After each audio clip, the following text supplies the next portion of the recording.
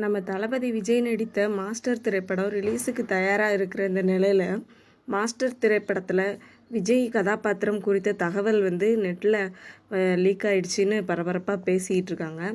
இந்த படத்தில் ஒரு குடிகார ப்ரொஃபஸர் கேரக்டரில் விஜய் சார் நடிச்சிருக்கதாகவும் ஏற்கனவே கூறப்பட்ட இந்த நிலையில் அவர் கண் பார்வை பாதித்த ஒரு கேரக்டராகவும் நடிச்சிருக்கிறதாகவும் தெரிய வந்திருக்கு.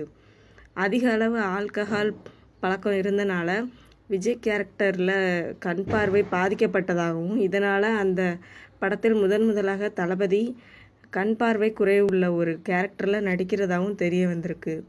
மேலும் இந்த நிலையில் இதுவரை ஃபஸ்ட் லுக் போஸ்டர் மட்டும்தான் வெளியாகியிருக்கு.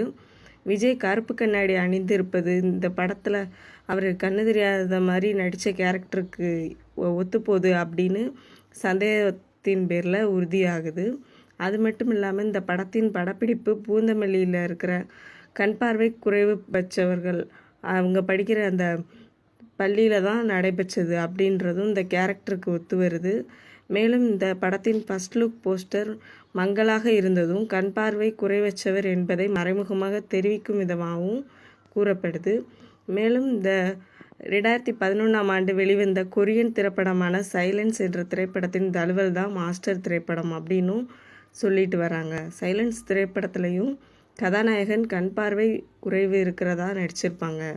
மொத்தத்தில் மாஸ்டர் திரைப்படத்தில் விஜய் கேரக்டரில் லீக் ஆயிடுச்சு இந்த நியூஸ் அப்படின்னு ரசிகர்கள் பெரிய அதிர்ச்சியில் இருக்காங்க.